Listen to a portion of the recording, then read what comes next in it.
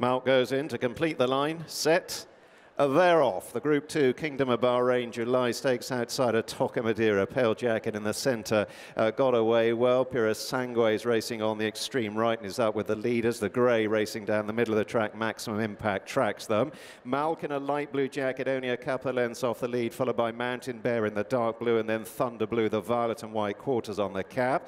With Chief Manicato on the extreme left, the red cap being followed through towards the far side by Lake Forest in the dark blue and white, and Jasour, the white sleeves and cap, is the back marker as they move through halfway in the July Stakes. Well grouped, it's just about Purosangue, dark jacket with the pale sleeves to Toca Madera, Maximum Impact, the Grey on the near side. Thunder Blue in a violet jacket is coming there quite powerfully. Malc in the light blue on the extreme right is ridden along. Mountain Bear, the dark blue in behind. Jasour, the other of the Greys, white cap, white sleeves, moving through, followed by Lake Forest. Chief Manicato on the extreme left, a little off them, climbing now inside the last furlong. Toca Madera, pale jacket. Here's Jasour though, right down the middle, coming storming through. Lake Forest running on the far side, but leaning left. And from last to first under Jim Crowley, it's Jasour who wins the July Stakes from Lake Forest, Toca Madera, and there were 4 in a line in behind for 4th place.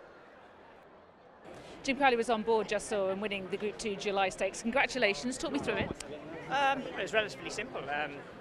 Mr. Cox had asked me before the race just to try and knock him off early on. He just felt that his last couple of races that he'd probably run his race the wrong way round, even though he'd won his last start. So he said it was vital to try and miss the kick and get him to relax, and he did that. They went a nice even tempo, and he went through the gears nicely. I was always very confident in behind them. I was just waiting for a split, and yeah, he picked up very well.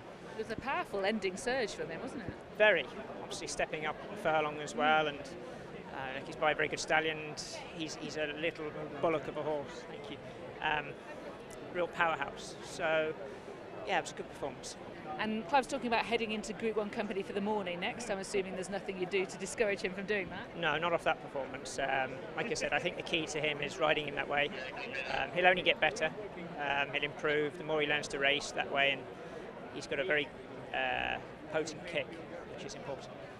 You're riding Isra later on in the Princess of Wales Stakes. How do you find £10 on Adia? Well, we've got to try and do something. I don't know. He didn't quite stay at York. I felt that it was a funny race. I had to try and make up ground into a quickening pace against an out-and-out stayer that day, and he just didn't quite finish it out. So obviously coming back should help. I probably preferred it more cut in the ground, but it is what it is.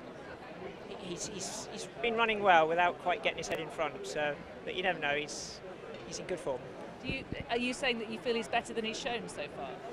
I think so, yeah. You could make journey in a couple of, like he got chinned at Newbury, the horse just nipped up the inside, and then obviously last time he didn't quite get home. So I'm hoping he'll at least serve it up to him anyway. Okay, well, best of luck and congratulations. Thank you. Thanks.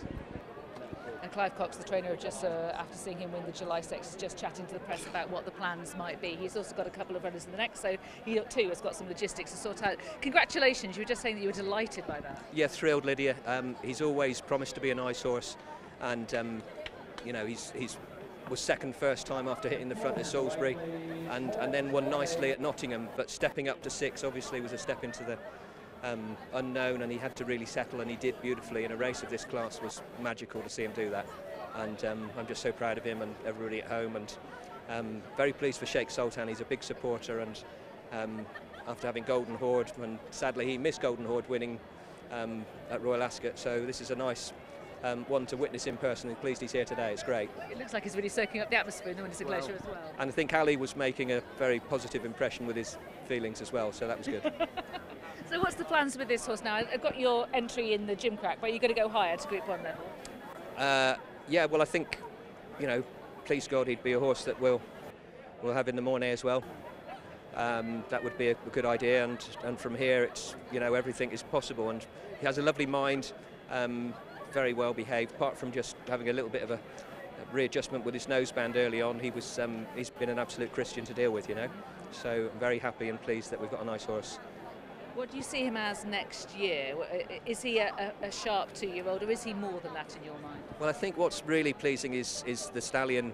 Havana Grey is really producing 3-year-olds as well. They're training on, so we'd have every bit of confidence. We've got a lovely horse here on Saturday, Havana Blue, who has proved that potential going forwards, and you know, this horse has got a wonderful mind. Hopefully he can continue, but he's clearly a very good 2-year-old. Very much so.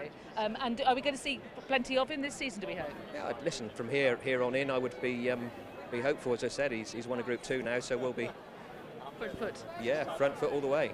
Okay. You mentioned Havana Blue that you've got at the weekend. More immediately, you've got Redemption Time and Eminency. How do you see their chances? As long as I get a saddle on them, they've got a good chance. That's a hint, isn't it? So I would be happy that they're in good form. They'll like the ground, and they're on a nice racing way. Okay, I'll let you go and saddle them. Bless you. Thank you. Subscribe to Racing TV's YouTube channel now to watch more great races like this.